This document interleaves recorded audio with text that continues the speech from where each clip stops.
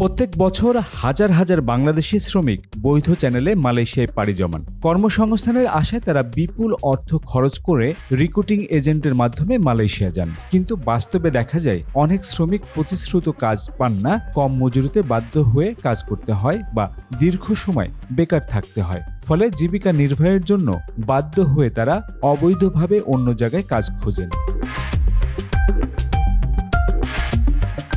এভাবেই মালয়েশিয়ায় কর্মরত বাংলাদেশি শ্রমিকদের একটি বড় অংশ বৈধ ওয়ার্ক পারমিট নিয়েও নিজ নিয়োগকর্তা বা মালিকের অধীনে কাজ করছেন না। না চাইলেও অনেকে মূল মালিকের পরিবর্তে অন্য প্রতিষ্ঠানে কাজ করতে বাধ্য হচ্ছেন, যা মালয়েশিয়ার শ্রম আইনের লঙ্ঘন। এতে একদিকে শ্রমিকরা ঝুঁকির মুখে পড়ছেন, অন্যদিকে মালয়েশিয়ায় অভিবাসী শ্রমবাজারের অস্থিতিশীলতা তৈরি হচ্ছে।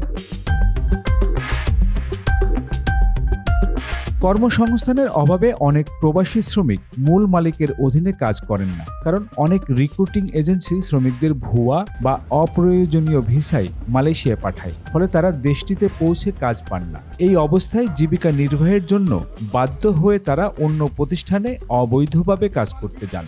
ওখানে বাংলাদেশ থেকে বলতেছে, বহুত বড় বড় কথা বলতেছে, এন করছি তেন করছি, এ করে দিছি। আসলে কাজের বেলা কিছুই হইতেছে না। ওই বাংলাদেশ থেকে ওখানেই বলা হইতেছে, এখানে মালয়েশিয়া এম্বাসিতে কোনো কাজই হইতেছে না। ওই আগের যে সিস্টেম ছিল এখনও সেম সিস্টেমে আছে। এখন দরকার হইল বাংলাদেশের অ্যাম্বাসেডারগুলারে পাল্টাও, ভালো মানুষ আনে বসান, এই চোর বাটপারগুলারে এখান থেকে ঝাড়ু দিয়ে বিদায় করে ভালো মানুষ দেওয়ার, তাহলে সব ঠিক আছে।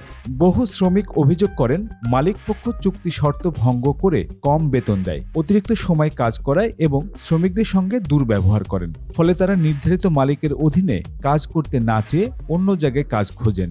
আমাকে দালালে বলছে, কয় ভালো কাজ, কোম্পানি ভালো, যাওয়ার সাথে বেতন দেবে, 300 টাকা হাজত দিবে। যা দেখি 1 টাকাও দেয় নাই, খাওয়ার টাকা আর ওরাই কাটে নিছে। যে 2 মাস খাইছি, আর 3 মাসের টাকা কাটে নিছে। 30 দিনে আমার কাজ করা লাগবে, মন চাইলে অ্যাবসেন্ট দিলে অ্যাবসেন্ট। মালয়েশিয়ায় কিছু অসাধু এজেন্ট ও স্থানীয় দালালরা শ্রমিকদের অন্যত্র কাজ দেওয়ার প্রতিশ্রুতি দিয়ে নিয়ে যায়। এসব কাজে অনেক সময় ভালো বেতন দেয়া হলেও তা অবৈধ হওয়ায় শ্রমিকরা সবসময় ধরপাকড়ের ঝুঁকিতে থাকেন। মালয়েশিয়ার সিস্টেমটা হলো, প্রথমে মিনিস্টার পাস করতে হবে, আমার ফ্যাক্টরিতে এতজন লোক লাগবে, আমার কারখানায় এতজন লোক লাগবে। এটার উপরে আবেদন করলে এরা একটা কাগজ দেয়, ওটার কয় অ্যাপ্রুভাল মালয়েশিয়ায়, বা এই দেশি ভাষায় কয় এটা কথা।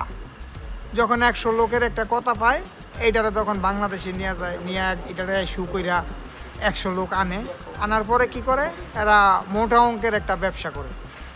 যেই ফ্যাক্টরি থেকে কাগজপত্র প্রদান করে, সাধারণত যারা ওনার, তারা এ ব্যাপারে কিছুই জানে না। ম্যানেজার বা অ্যাসিস্ট্যান্ট ম্যানেজার যারা আছে, এগো মাধ্যমে যোগ সাজসে এই কাজটা করে। আনার পরে কি করে, আমাদেরকে এইখানে আইনা বসা রাখার পরে আপনার যদি কোনো জায়গায় কাজে লাগাই তাহলে ভালো, না লাগাই তাহলে একটা রুম ভাড়া লইলো, একটা দোকানের উপরে 20-50 জন 100 লোক এখানে আটকায় রাখলো। তো দেখা গেছে কোনো রকম একবেলা খাবার খাইলো, না খাইলে নাই।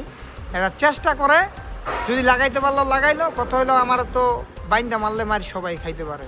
এরা আটকায় রাখবো, যখন যার যেমন ইচ্ছা হয়, যে আমি আর সহ্য করতে পারতাছি না, আত্মীয় স্বজন আসেনি, বা দেশে ফোন দেয়, দেশের থেকে টাকা আনে, টাকা আইন না, তারপরে এদিক সেদিক জায়গা। অনেক সময় দেখা গেছে দেশেরতে আসার পরে 5 লাখ 6 লাখ টাকা দিয়ে আসার পরে এখানে মেডিকেল হয়। মেডিকেল হওয়ার পরে যখন ভিসাটা লাগিয়ে আসে, ভিসা লাগার পরে পাসপোর্টটা দিয়ে দিব, আচ্ছা তুমি আমার কাজ দিতে পারলা না, আমার কথা ছিল একটা কোম্পানিতে, এই কোম্পানিতে ওই কোম্পানিতে কাজে লাগাই দিব, এত বেতন, কাজ দিতে পারলো না, এখন আমার পাসপোর্টটা দিল, আমি আরেকটা কোম্পানিতে যাই একটু কাজ করে ভালো থাকতে পারবো।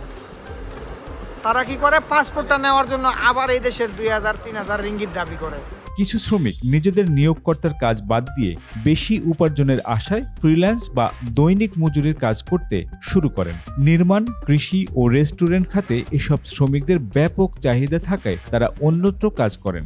মনে করেন আমরা যদি একটা নতুন পাসপোর্ট করতে পারি, আমরা তো একটা গিয়া করতে পারি না, বিজে লাগাইতে কাজ করতে পারি না, আমরা তো বৈধ টাকা লাগে না, তো আমরা দেশে যাই পারি না। এখন কে একটু পাসপোর্টের জন্য দেখেন, আমরা তো বাংলাদেশেও একটা পাসপোর্টের জন্য আমরা দেশে যাই পারি না, বিদেশে মরা লাগে, বিদেশে খানা লাগে, আর করা কি সব তো আমাদের দোষ না। তো আমরা শহরে সুযোগ নদী আমরা ঘরের ক্ষমতা নাই। মনে করেন শহরে যদি এই পাসপোর্ট করে সুযোগ দেয়, তাহলে আমরা তো যাই পাসপোর্টে যাই আরে আমরা করতে পারি পাসপোর্টটা। তো দেশের তো তদন্ত করে পাসপোর্ট যদি চলে আইয়ে তাহলে আমরা ভিসা লাগাতে পারি না, তোর দেশেও যেতে পারি, পোলাওয়াতে সব দেখতে পারি। তা আমাদের মন চায় না দেশে যাবো, দেশে তো ঘুরে যাবে, তো সরকার দেয় সব দেয় না, সরকার বোঝে না দে। সেটা আমাদের দেশের লোক বিদেশে অনেক করে চুরি করে গেছে গা, শহরে এটা বোঝে না। তাহলে আমরা যদি পাসপোর্টের সবটা দিয়ে আমাদের লোক পাসপোর্ট করে কি করতে পারবো, ভিসাটা লাগে দেশে আসতে পারবো, এটা সরকার চায় না। মালয়েশিয়ায় এভাবে অবৈধভাবে কাজের পরিণতিও ভয়াবহ। দেশটির অভিবাসন আইন অনুযায়ী বৈধ ওয়ার্ক পারমিট থাকা সত্ত্বেও নির্ধারিত নিয়োগকর্তা ছাড়া অন্যত্র কাজ করা অবৈধ। এ কারণে পুলিশ ও ইমিগ্রেশন বিভাগের নিয়মিত অভিযানে অনেক শ্রমিক আটক হন এবং দেশে ফেরত পাঠানো হয়। অনেক শ্রমিক অবৈধভাবে কাজ করতে গিয়ে বেতন পান না, মালিকের হয়রানির শিকার হন, এমনকি প্রতারণারও শিকার হন। আইনগত সুরক্ষা না থাকায় তারা এই ধরনের সমস্যার বিরুদ্ধে অভিযোগ করতে পারেন না। একটা নেপাল এম্বাসির কাছে যান যে আমার কাজ নাই বা আমি দেশে যাইতে চাই, আমার কাছে টাকা নাই, ওরা অবশ্যই টিকিট কেটে দিতেছে দেশে যাওয়ার জন্য বা একটা ব্যবস্থা করতেছে। যে কোনো সমস্যা একটা নেপাল এম্বাসি যখন তখন সমাধান করতেছে কোম্পানির এটাকে। আর বাংলাদেশ এম্বাসি ঢুকতেই পারবেন না গেলে। ওরা তো আছে ঠিকই বাংলাদেশের টাকা দিয়ে, কিন্তু বাঙালি যে দেশ আছে ওরা মনেই করে না। ওরা মনে করে যে ওইটি তো আছে মরে থাক, ওইটি আঙ্গ দেখার দরকার নাই, ওটা ওইসব মনে করে। এইভাবেই চলতেছে। এম্বাসিরে সরকার কিছু বলে না, সরকারের মতো থাকে, টাকা পাইতেছে। এম্বাসির মতো মাস শেষে টাকা গুনে নিতেছে। আমাদের জন্য কি করছে? এই যে আজকে আমরা যাই আছি মালয়েশিয়া, তো আজকে থেকে বাঙালি নাই, বাঙালিদের জন্য কি করছে? কিছুই করে নাই ওরা। ওদের দরকার শুধু মাস শেষে বেতন, টাকা। নিজ মালিকের অধীনে না থাকায় অনেক শ্রমিক চিকিৎসা সেবা পান না এবং শ্রম আইনের সুরক্ষাও ভোগ করতে পারেন না। ফলে কাজের পরিবেশে দুর্ঘটনা ঘটলে বা অসুস্থ হলে তারা বিপদে পড়েন। বিশ্লেষকরা বলছেন এই সমস্যা সমাধানে বাংলাদেশ ও মালয়েশিয়া সরকারের উচিত রিক্রুটিং এজেন্সিগুলোর কার্যক্রম কঠোরভাবে মনিটর করা, যাতে শ্রমিকরা প্রতিশ্রুত কাজ পায়। পাশাপাশি শ্রমিকদের অবৈধভাবে অন্যত্র কাজের ঝুঁকি সম্পর্কে সচেতন করতে হবে এবং প্রয়োজনে শ্রমিকদের জন্য সুরক্ষা ব্যবস্থা নিশ্চিত করতে হবে। যারা মালিকের অধীনে কাজ পাচ্ছেন না তাদের জন্য বিকল্প কর্মসংস্থানের ব্যবস্থা করা দরকার। শুধু তাই নয়, অবৈধভাবে শ্রমিকদের অন্যত্র কাজ করতে উৎসাহিত করা এজেন্ট ও দালালদের বিরুদ্ধে কঠোর ব্যবস্থা নিতে হবে।